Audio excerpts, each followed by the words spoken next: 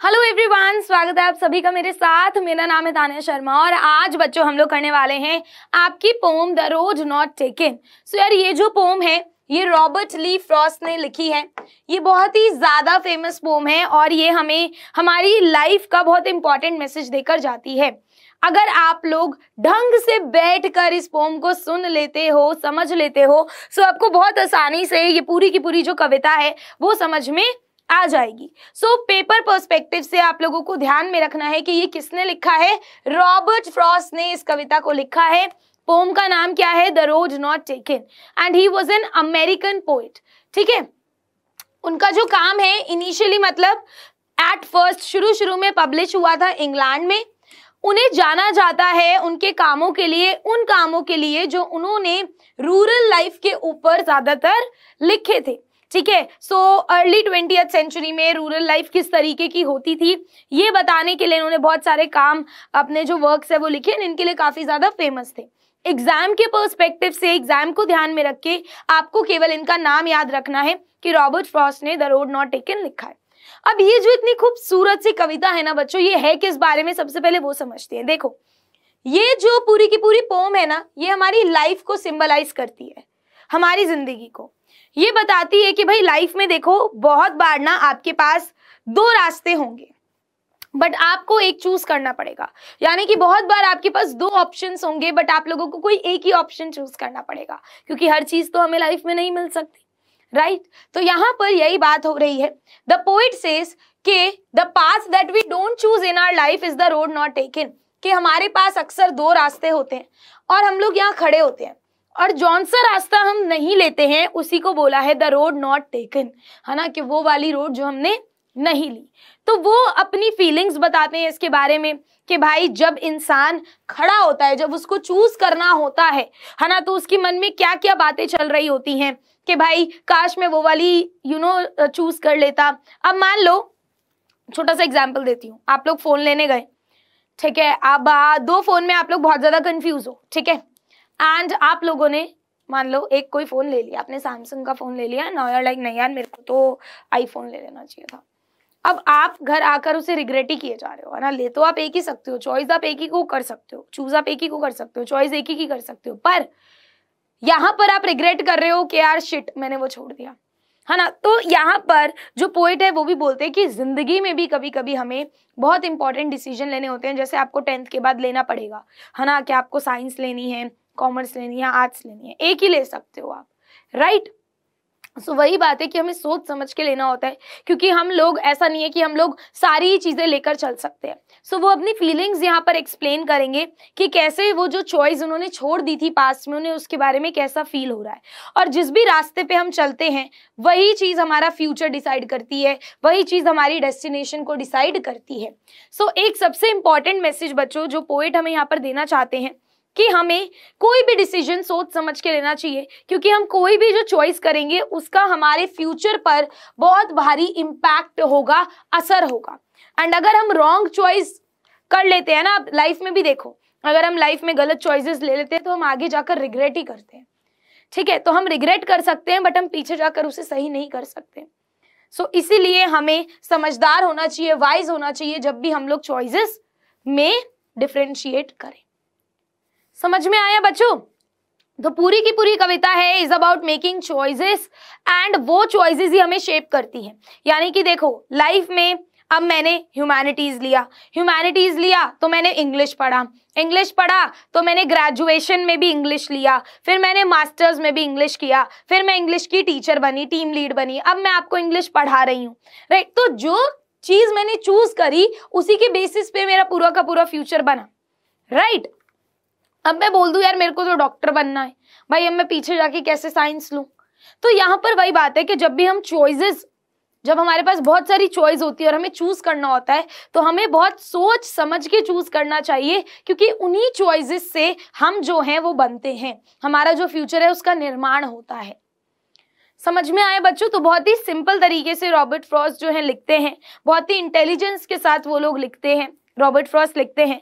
And generally इनकी poems ना आपको साधारण टॉपिक्स पे, कॉमन टॉपिक्स पे, ऑर्डिनरी लोगों के एक्सपीरियंसेस पे मिलेंगी। ठीक है, तो ये सारी इंपॉर्टेंट चीजें मैं आपको बता चुकी हूँ। अब यहाँ पर हम लोग पोम को शुरू कर रहे हैं। स्टैंजा 1 को देखते हैं कि क्या मतलब है। लिखा हुआ है बच्चों, 2 roads diverged in a yellow wood। अब यहाँ पे येलो वुड का मतलब क्या है, बेसिकली दैट इज योर जंगल, ठीक है। और येलो क्यों, वो वाले पेड़ जिन पे येलो लीव्स है, इस कदर से, ठीक है। अब यहाँ पर आप देख सकते हो कि 2 रोड्स अलग अलग डायरेक्शन में जा रहे हैं। अगर मैं ये रोड चूज करती हूँ मैं कहीं और पहुंचूंगी, ये रोड चूज करती हूँ मैं कहीं और पहुंचूंगी, ठीक है। तो डाइवर्ज का मतलब क्या होता है, डिवाइड हो जाना, सेपरेट हो जाना, अलग हो जाना। सो लाइन बाय लाइन समझो, डाइवर्ज मतलब अलग हो जाना है। येलो वुड का मतलब क्या है बच्चों, यहाँ पे वो वाले पेड़ जिनकी येलो लीव्स हैं, ठीक है। And sorry I could not travel both and be one traveller long I stood and looked down one as far as I could to where it bent in the undergrowth। अब यहाँ पे long I stood का क्या मतलब है कि मैं वहां पर लंबे समय तक खड़ा रहा, ठीक है। और अंडरग्रोथ का मतलब क्या है, आपके छोटे छोटे प्लांट्स, छोटे छोटे श्रब्स। अब इस पूरे का मतलब क्या है, यहाँ पे क्या बात हो रही है, इसको समझते हैं। सो स्टैंजा नंबर 1 में जो हमारे पोएट हैं वो बिल्कुल जंक्शन पे खड़े हैं। जंक्शन मतलब यहाँ खड़े हैं, बीचों बीच, ठीक है। यहाँ पर भी एक रोड जा रही है, यहाँ पर भी एक रोड जो है वो जा रही है। Leave of the trees are yellow. अब आगे जो उन्हें पेड़ दिखाई दे रहे हैं उनकी जो पत्तियां हैं वो येलो कलर की हैं, यानी कि वो ऑटम सीजन चल रहा है। ऑब्वियसली अब यहाँ पर वो दोनों रोड पे तो ट्रैवल नहीं कर सकता। एक टाइम पर एक इंसान एक ही रोड पे ट्रैवल कर सकता है, ये तो आप भी मानोगे। और लाइफ में भी ऐसा ही है कि आप डॉक्टरी की पढ़ाई, इंजीनियर बनने की पढ़ाई एक साथ तो नहीं कर सकते। सो यहाँ पे बेसिकली, ये तो मैं एग्जांपल दे रही हूँ, बट इसमें लाइफ की चॉइस की बात की है कि आप एक इंसान एक टाइम पर एक ही चीज कर सकता है, राइट। सो यहाँ पर obviously he can not travel on both roads, so he stood at the junction for a long time. तो वो क्या करता है, यहाँ पे खड़ा रहता है, काफी लंबे समय तक खड़ा हुआ है यहाँ पर, ठीक है। And he looked along the road as he could see. अब जितना दूर तक वो देख पा रहा है इस रोड को, जितना उसकी नजर जा रही है, वो उतना दूर तक इनको देख रहा है और सोच रहा है कि उसे क्या करना चाहिए, क्या डिसीजन उसको लेना चाहिए। तो जब वो देख रहा है तो उसे बहुत सारे छोटे छोटे प्लांट्स, पेड़ के नीचे यहाँ पर छोटे छोटे से प्लांट्स उगे रहते हैं, छोटे छोटे से श्रब्स उगे रहते हैं, वो भी दिख रहे हैं। तो पोएट यहाँ पर कहना क्या चाहता है बच्चों, poet wants to say that in our life many times we face a situation, कि हमारी जिंदगी में बहुत बार हम ऐसे हालातों का, ऐसी सिचुएशन को फेस करते हैं जब हमारे पास 2 ऑप्शंस होते हैं। लाइफ हमें 2 ऑप्शंस देती है। हम बहुत बार ऐसा होगा कि आप उन दोनों ऑप्शंस को सिलेक्ट नहीं कर सकते, ठीक है। We will not be able to select both of the options, we would spend a lot of time in selecting one option. और ये चीज सही भी है कि अगर आपको 2 में से किसी एक ऑप्शन को चूज करना है तो आप अपना टाइम लो, जितना टाइम आपको लगता है कि हाँ सही डिसीजन लेने में मुझे टाइम लगेगा, आप उतना टाइम लो। We would try to visualise the consequence. Visualise मतलब क्या होता है, सोचना, है ना। विजुअल्स दिमाग में अपने प्रेजेंट करना, देखना। तो हम कॉन्सिक्वेंस यानी कि हम रिजल्ट सोचने लगते हैं कि अगर मैंने ऐसा करा तो आगे चलकर क्या होगा, अगर मैंने वैसा करा तो आगे चलकर क्या होगा। तो हम लोग विजुअलाइज करने लगते हैं, है ना। बट फ्यूचर में क्या होगा ये तो हमें नहीं पता, सारे फ्यूचर के इवेंट्स तो विजिबल नहीं है, समझ रहे हो। तो बहुत सारी चीजें जो हैं, जैसे इन पेड़ों के नीचे छोटे छोटे श्रब्स छुपे रहते हैं, वैसे ही हमारे फ्यूचर में भी क्या होगा, वो चीजें जो हैं वो छुपी रहती हैं, एक अनसर्टेनिटी रहती है, यानी कि हम लोग श्योर नहीं होते। समझ में आया, आगे देखो। Then took the other just as fair। just as fair का मतलब क्या है, नीचे देखो, similar, एक जैसा, equally good, and having perhaps the better claim। claim मतलब क्या होता है, एक तरीके से दावा करना। यहाँ पे better claim का मतलब क्या है, better option। because it was grassy and wanted where। grassy का मतलब क्या है बच्चों, full of grass, grass से भरी हुई। wanted where मतलब जिसे किसी ने यूज ना किया हो अभी तक, ठीक है। Though as for that the passing there had warned them really about the same। अब यहाँ पे क्या बात हो रही है मैम, इसको समझने की हम लोग कोशिश करेंगे लाइन बाय लाइन। जैसे हमने फर्स्ट स्टैंजा समझा, यहाँ पर ये सबको समझ में आ गया कि भाई 2 रोड्स है, डाइवर्ज हो रही है अलग अलग डायरेक्शन में, और पोएट बोल रहा है सॉरी मैं दोनों पे ट्रैवल नहीं कर सकता। तो अब क्योंकि मैं एक ही हूँ, अकेला ही हूँ, वन ही ट्रैवलर हूँ, तो मैं वहां पे लंबे समय तक खड़ा रहा, मैं सोचता रहा मुझे कौन सा रोड चूज करना चाहिए, और मैं देख रहा था जितनी दूर मैं देख सकता हूँ, है ना। तो जितना अंडरग्रोथ मतलब बेसिकली जितना मुझे ये जो रोड है ये बेंट होती जा रही थी, छोटे छोटे श्रब्स दिखते जा रहे थे, जितना दूर मैं देख सकता था मैंने कोशिश करी। इसी चीज को वो लाइफ से कंपेयर करता है कि लाइफ में भी कभी कभी, जैसे यहाँ 2 रोड है तो लाइफ में भी कभी कभी 2 ऑप्शन होते हैं, हम लोग एक नहीं चूज कर पाते, तो हम काफी लंबे समय तक सोचते रहते हैं कि अगर हम ये वाला ऑप्शन ले लेंगे तो क्या होगा, है ना। ऐसे लंबा हम लोग कॉन्सिक्वेंस, रिजल्ट सोचते रहते हैं। जैसे वो लंबी रोड को देख रहा है वैसे ही हम लोग सोचते रहते हैं कि रिजल्ट क्या होगा। तो यही वो बताने की कोशिश कर रहा है। आगे वो क्या बोल रहा है, आगे बोल रहा है आफ्टर सम थिंकिंग, थोड़ा सा सोच विचार करने के बाद, poet took one of the road, तो फाइनली पोएट ने एक रोड ले ली। Then he observe that the other road was equally good, फिर उसको लगने लगा कि यार जो रोड मैंने नहीं ली वो भी अच्छी थी। After walking for some distance he thought that the other road was actually better because it still had a lot of grass on it. फिर वो थोड़ी दूर चलता है, उसे लगता है कि नहीं यार जो दूसरी रोड थी ना वो शायद ज्यादा अच्छी थी, है ना, ज्यादा लोगों ने इस पे वॉक नहीं किया हुआ था। अब वो थोड़ा और आगे तक जाता है तो वो देखता है कि both the roads were worn to the same extent.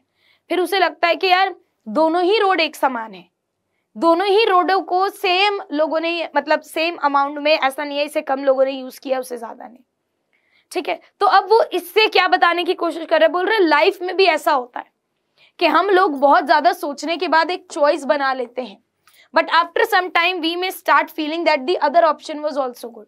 थोड़े समय बाद हमें ये फील होने लग जाता है कि नहीं यार जो शायद दूसरा ऑप्शन था ना वो शायद ज्यादा अच्छा था। We may also start thinking that other option was a better choice. हमें ऐसा क्यों लगता है, because less number of people had selected the choice made by us. हमें ऐसा इसलिए लगता है क्योंकि शायद जो चूज हमने किया होता है वो कम लोगों ने चूज किया होता है, तो हमें लगता है जो ज्यादा लोगों ने चूज किया है वो चीज ज्यादा अच्छी है। ऐसा पोइट बताने की कोशिश कर रहे हैं। बट थोड़े टाइम बाद हो सकता है कि हमें समझ में आ जाए कि भाई दोनों ही ऑप्शंस जो हैं वो अपनी अपनी जगह पे इक्वली गुड हैं, दोनों ही ऑप्शंस में अपनी अपनी डिफिकल्टीज हैं, है ना। आप कोई भी आजकल लाइफ में रास्ता चूज कर लो बच्चों, डिफिकल्टीज तो आएंगी ही, है ना। कोई भी पेपर दे लो, कोई भी पेपर क्रैक कर लो, आगे कॉलेज में जाओगे, आगे और डॉक्टर बनना है तो नीट का पेपर दोगे, हर किसी चीज में आपको डिफिकल्टी मिलेगी। सो यहाँ पे जो पोइट है वो यही समझाने की, अलग अलग हमारे दिमाग में जो चीजें चलती है समझाने की कोशिश कर रहा है कि मैंने रोड पे चलना शुरू करा जिस पे ज्यादा लोग नहीं चल रहे थे, बट मुझे लगने लगा थोड़े टाइम बाद कि दूसरी रोड भी इससे इतनी ही अच्छी होगी।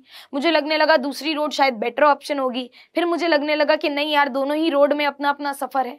वैसे ही लाइफ में भी होता है, हमें लगने लगता है कि यार लाइफ में जो भी हमने चॉइस चूज करी है उसका अपना अपनी जर्नी, अपना अपना सफर है, अपना अपना डिफिकल्टी लेवल है, ठीक है। अब आगे क्या हुआ, and both that morning equally lay का मतलब क्या है, एक जैसा दिखना, looked similar.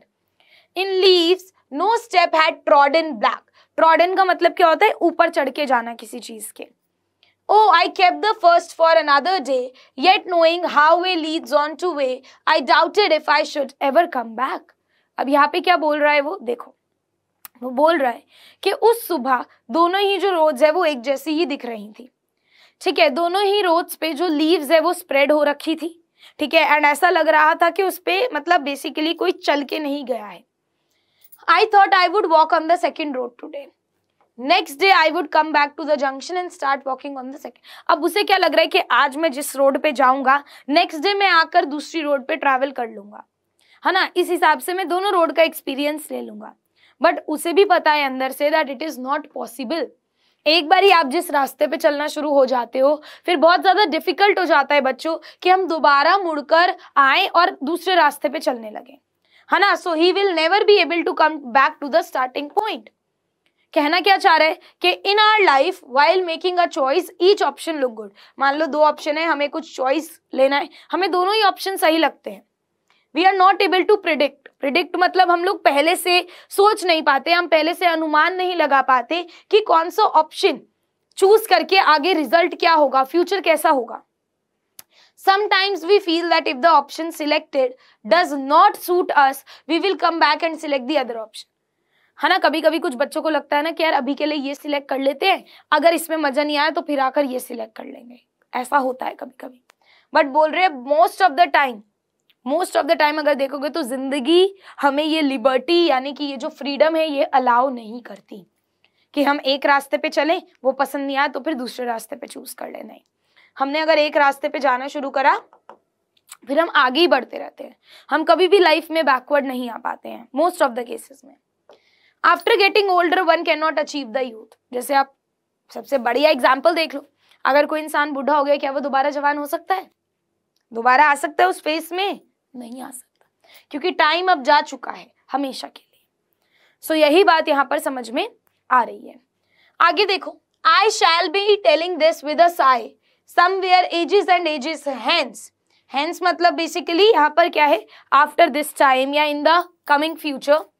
Two roads diverged in a wood and I took the one less traveled by and that has made all the difference. Written by Robert Frost. अब यहाँ पे मतलब क्या है, बोल रहा है आज से लेके, अगर मैं फ्यूचर की बात करता हूँ, after a long time from now, वो बोल रहा है कि मैं एक लंबी सांस भर के बता पा रहा हूँ अपने आने वाले बच्चों को या आने वाले लोगों को that two roads were starting from a junction. कि भाई दो रोड्स थी मेरे सामने, ठीक है, दोनों ही जंगल की तरफ जा रही थी, और मैं उस रोड पे चला जिसपे कम नंबर ऑफ पीपल जो हैं वो चले हैं, है ना। I started walking on a road on which less number of people had walked, ठीक है, and this choice had made all the difference. और मैं लोगों को बता पाऊंगा कि बस इसी चॉइस ने मुझे आज यहाँ तक पहुंचाया है। मतलब लाइफ में एक टर्निंग पॉइंट होता है कि अगर मैं वहां नहीं जाता तो मेरे साथ ये नहीं होता, है ना। मान लो आपको चॉइस मिली है कि भाई तुम्हें अमेरिका आना है या तुम्हें नहीं आना। अब मान लो आप अमेरिका चले गए, तो आगे आप स्टोरी बता पाओगे ना लोगों को कि मेरे पास एक दिन चॉइस थी कि आना है कि नहीं, तो मैंने वो चॉइस ले ली कि मुझे आना है और आज मैं यहाँ पर हूँ। तो उस चॉइस ने मेरी लाइफ में डिफरेंस क्रिएट कर दिया। या अगर आप नहीं जा रहे हो, आप इंडिया में हो, तो आप बोल दोगे कि भाई देखो मैं तब नहीं गया तो आज मैं यहाँ पर हूँ, तो ये चॉइस मैंने ली इसलिए ये डिफरेंस हो गया। तो वो यही बोल रहा है कि आज से लंबे समय बाद मैं भी ये चीजें बता पा रहा हूँ after taking a deep breath. So poet basically यहाँ पर बोलना चाहते हैं दैट जो भी कंसिक्वेंसेस यानी कि जो भी रिजल्ट होगा हमारी चॉइस का, वो हमें लंबे समय बाद पता चलेगा, है ना, कि हमने लाइफ में अच्छा किया या नहीं किया। उस टाइम पर हम एक लंबी सांस ले रहे होंगे और उसके बारे में बात कर रहे होंगे। We would talk about the choice that we made. हम लोगों को बता रहे होंगे कि हमने कौन सी चॉइस ली थी, है ना, एंड हमने वो चॉइस ली थी जो बहुत कम लोग लेते हैं। तो तभी हमारी लाइफ में ये डिफरेंस क्रिएट हुआ है, तभी हम लोग आज यहाँ पे पहुंचे। Clear guys? सो यहाँ पे हमारी ये जो पूरी की पूरी पोम है वो खत्म होती है, वो समाप्त होती है। यही वो यहाँ पे लाइन बाय लाइन भी बोल रहा है कि मैं एक लंबी सांस भर के एजेस एंड एजेस हेंस, मतलब यहाँ पे सालों बाद मैं ये चीज बता रहा हूँगा कि दो रोड थी मेरे सामने जो अलग अलग डायरेक्शन में जा रही थी, और मैंने वो वाली रोड ली जिसपे कम लोगों ने ट्रैवल किया है, और उसी चॉइस ने मेरी लाइफ में सारा डिफरेंस क्रिएट किया। समझ में आया? एक बार इसकी समरी देखते हैं फटाफट। पोएट बोलते हैं that he was walking down the road and reached a fork, यानी कि वो चल रहे थे एंड फिर वो एक ऐसे पॉइंट पे पहुंच गए, जंक्शन पे, जहां से दो रोड निकल रही थी, ठीक है, बट वो तो केवल एक ही पाथ पे चल सकते हैं। So he take time to choose the right path. उन्होंने थोड़ा टाइम लिया राइट पाथ को चूज करने का कि वो कौन से रोड पे चलना उन्हें चाहिए, उन्होंने ये सोचने का टाइम लिया, ठीक है। उन्होंने इंस्पेक्ट किया, पता लगाया कि भाई कौन सा बेटर ऑप्शन होगा, ठीक है, and then chose the one which seem less walked over. और फिर उन्होंने वो वाला रोड चूज किया जो उन्हें लगा कि इस पे कम लोग गए हैं, ये ज्यादा ऐसा लग नहीं रहा है कि ज्यादा यूज किया, तो मैं इस पे चलता हूँ। He kept the other one for some other day. उन्होंने बोला कि मैं बाद में आकर दूसरी रोड पे जाकर देख लूंगा, बट उन्हें अंदर से पता था कि उन्हें कभी भी लाइफ में चांस नहीं मिलेगा कि वो वापिस आकर दूसरी रोड पे जा पाए। तो वो आगे चलते जाते हैं एंड वो कभी भी वापिस नहीं आ पाते। जैसे जैसे वो चलते हैं उन्हें रियलाइज होता है दैट दोनों ही पाथ सिमिलर हैं, दोनों ही रास्ते सिमिलर हैं। उन्हें लगता है कि फ्यूचर डिपेंड करता है चॉइसेस पे जो हम चॉइस लेते हैं, है ना, हमारा फ्यूचर भी वैसे ही शेप होता जाता है। अब जैसे मैंने आपको अपना बताया, मैंने ह्यूमैनिटीज ली, मैं इधर हूँ, हो सकता है मैंने साइंस ली होती तो मेरा फ्यूचर कुछ और होता, है ना, शायद मैं किसी हॉस्पिटल में होती, अभी डॉक्टर बन गई होती मैं, या अगर मुझे कुछ और करना है तो मैं वो कर रही होती, तो मेरी लाइफ की पूरी जर्नी अलग हो जाती। अभी मेरी लाइफ की जो स्टोरी है वो पूरी अलग है। समझ में आया? तो यही चीज यहाँ पर पोएट समझाना चाह रहे हैं कि भाई हमें हमारी लाइफ में जो भी चॉइसेस आती हैं वो सोच समझ के ऑप्ट करनी चाहिए। हमें टाइम लेना चाहिए एक डिसीजन पे आने पे, हमें जल्दबाजी में नहीं लेने चाहिए डिसीजंस, क्योंकि उसी डिफरेंस से, उसी चॉइस से, जो भी चॉइस हम लोग चूज कर रहे हैं उसी से हमारी लाइफ में सारा डिफरेंस क्रिएट होता है। ठीक है बच्चों, अब इसकी लिटरेरी डिवाइसेस देख लेते हैं। लिटरेरी डिवाइसेस को हम लोग फिगर ऑफ स्पीच भी बोलते हैं, पोएटिक डिवाइसेस भी बोलते हैं। राइमिंग स्कीम है ABAAB। जिन बच्चों को नहीं पता राइमिंग स्कीम कैसे निकालते हैं मैं बता देती हूँ आप लोगों को, वैसे मैंने बहुत बार बताया है। देखो ये आपका स्टैंजा है। राइमिंग स्कीम निकालने के लिए आपको लास्ट वाले वर्ड्स देखने हैं, would, both, stood, could, under growth, ये लास्ट वाले वर्ड्स आपने सर्कल कर लिए। अब राइमिंग स्कीम होता क्या है, देखो यहाँ पर बेसिकली मान लो कैट, बैट, रैट, सैट, ये सब आपस में राइम हो रहा है, तो हमें राइमिंग वाले वर्ड ही ढूंढने हैं। ठीक है, हमें राइमिंग वाले वर्ड ही ढूंढने हैं। अब वो कैसे ढूंढेंगे, वुड को हमने ए दे दिया, ए से ही सब कहानी शुरू होती है ना। अब आप देखो वुड और बोथ क्या आपस में राइम हो रहा है, जैसे कैट, बैट, रैट आपस में राइम हो रहा है, क्या वुड और बोथ आपस में राइम हो रहा है, वुड बोथ नहीं हो रहा। ठीक है, तो ए के बाद क्या आता है, बी, इसको बी दे दो। अब स्टूड देखो, स्टूड किसी से राइम हो रहा है, ऊपर ए या बी से, would, both, stood, would, stood, ma'am would say हो रहा है तो वुड को ए दिया था तो इसे भी ए दे दो। अब कुड देखो आप, कुड, मैम कुड भी स्टूड से हो रहा है, वुड, स्टूड, कुड हो रहा है तो मैम इसको भी ए देंगे। अब both under growth, both under growth rhyme हो रहा है तो बोथ का बी है तो इसे भी। बेसिकली आपको जो राइम हो रहा है उन्हें सेम सेम लेटर असाइन करने हैं। ठीक है, सो ABAAB आ गई राइमिंग स्कीम, बस यही होता है। सो ABAAB, क्लियर।